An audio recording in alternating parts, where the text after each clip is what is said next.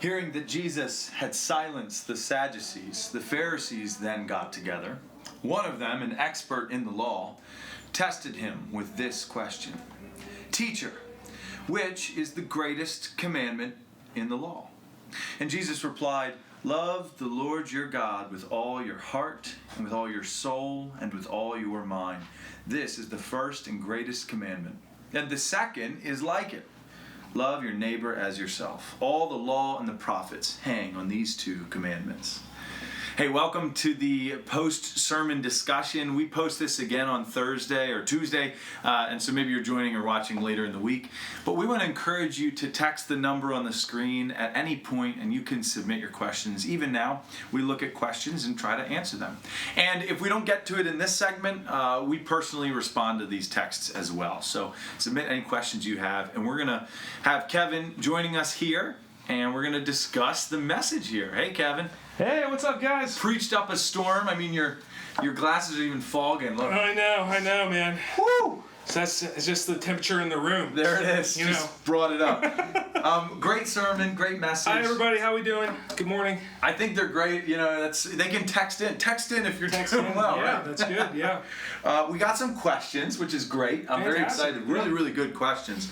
So you just preached this message. And here's what I wanted to say before we jump in. We have more than just the Westminster campus, and you hear us say that, but because we're based out of here, we just want you to remember, and we want to be the reminders of these other campuses we have, and they've got vision, and so they're going to have their sermons of their vision message posted later this week, if you're curious. But I think actually what you spoke about translates to some of our campus visions. Right, yeah, and I mean, we talked a little bit about this, the first service, and obviously each campus, it's unique. God does a unique thing. He has a unique thing for each campus, then of course our whole church. But I do think, as I think about, Kevin Deming in Hampstead and the becoming idea, that's really a picture of what we talked about. Love God, right? That's the indicative, right? Yes. Before the imperative. Let's start there. Yeah. And then I think about... I think it sits right in the middle of the two. That's true, yeah. Being, and now we're going to become. Yeah, right? And then doing. It's like, it's almost the way between the two. First, it's the step in. I get that. I like that. I think that's great. And then disciple. I mean, what better picture of what it means to be a disciple? Yeah. In Eldersburg, that's the word that we're focusing on in Eldersburg. Yeah. And to be a disciple means to love God with everything you have. To go out and to love people with everything that you have. It hinges on that, which is exactly what he says. Yeah, exactly. It all hangs on this. Yeah. So to be a disciple, and a disciple is equal parts too. To be a disciple, but then to go make is the action. Right, yeah. And so Jesus did both. He had disciples, and all he wanted them to know was, you're loved by me, and I've got your back. And then it translated to, now go make disciples. Yeah, it's interesting. Jesus, he really modeled this balance between being and doing. Yeah. He would always go up and be with the Father. Yeah. He would go up in the mountains. He would spend time alone. That's good. And then that was what actually propelled him to love people. Yeah. And if he hadn't started there, he would not have been able to go and do what he did. No. And so that's I mean, if Jesus did that, we're not eliminated from that. How do you think how are we going to do if we don't start there first, right? Yeah. So. And that's kind of the religion relationship struggle too. It's like relationship is first a matter of being, but religion is primarily doing. It's do then be. Right. Whereas everything we believe because of Jesus and his picture, the picture of his life, is be and then do. Like it flows from. Right, exactly. That's a good point. Yeah. You flip those and you're in trouble. Yeah, exactly. So two questions we got. The first is, what makes heart more important than soul and mind in this scripture? Yeah, I think I wouldn't say more important. I would just say it's the order that Jesus used them. And it's not more important, but all of them are important. They're just different.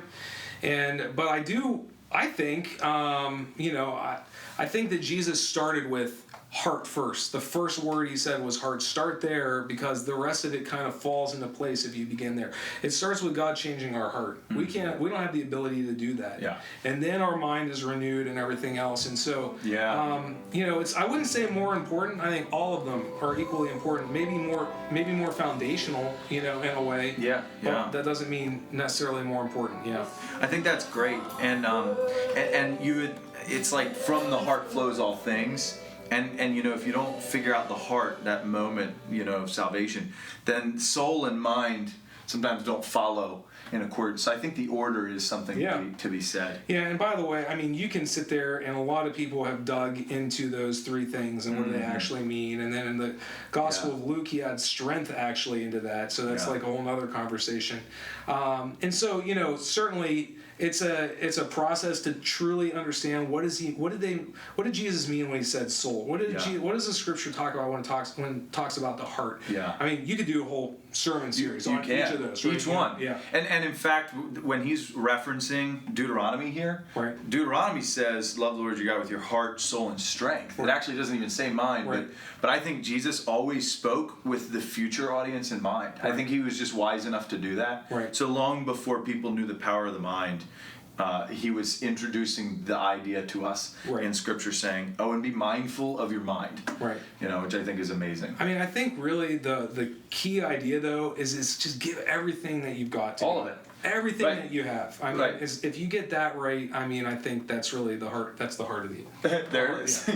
Also, I've always wanted to make the joke, the Kevin Hart joke, because here's a Kevin. Heart is the word. One of my favorite Kevins. Kevin Hart. one of my favorite top 5 Kevins. The second Deming question. Also. Kevin Deming. Oh my gosh. Shout out to Kevin Deming. What a win for Crossroads. What a great guy. Yeah. He's our Hampstead campus pastor, for those of you who don't know. Good. So the second question I love. That first one kind of dealt with the loving the Lord component. Now this is the loving the neighbor.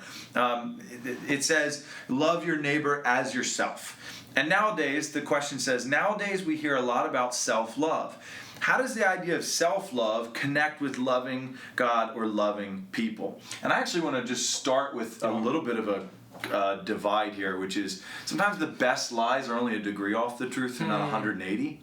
And so self-love, there's scriptural merit to it, but I think culturally it's been very skewed to, in many ways, be what's the word I'm looking for? Complacency, or not necessarily intentionally, but sometimes it's this: just love yourself as you are. Nothing's wrong with you. Yeah, it's kind of. it kind of goes down the self-help New Age vibe sometimes a little bit too. You know?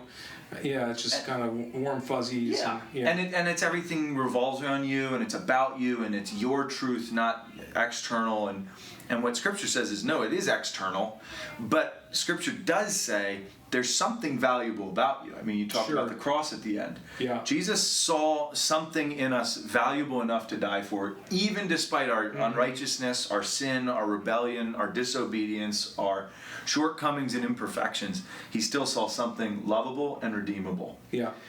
I think it's way easier, though, for us, let's just be honest, in general, we kind of think about ourselves first. Whenever I'm in traffic, I'm frustrated because I'm stuck. I'm in traffic. And I'm not, or someone cuts me off, I'm not thinking, what? Maybe they have a very valid reason. Maybe there's some emergency that they're, Yeah. My point being is that it's much easier to focus on our own selves and our own priorities and what we think is important. And so, what if, I don't know, I think if we thought about others as much as we naturally think about ourselves, wow, the world would be a better place. Which is, again, an order component. Yeah. It says, love your neighbor as yourself. It still puts the neighbor first. Yeah, sure. It's still saying put the love of other above love of self. Right. But if you can't figure out the lovable, redeemable parts of yourself, what chance do we have of saying how great this gospel is to somebody else? Yeah. So I think there's a fine line, and there's great resources on that. Those are great questions as well. It's such a good question. Great questions, people. Yeah. So that's all we have. I would just encourage you guys to have the conversation too. I think that's part of the fun of this is it's a good way to just let's have a conversation. Yeah. And even though this passage that I looked at was really like them trying to put Jesus on the spot, Jesus loved great questions. Yes. And that's what this is about. And so thanks for being a part of Go Deeper. It means Absolutely. a lot. Yeah. We have more content coming your way, but in the meantime, love you, stay safe, and we'll see you later. Bye. God bless.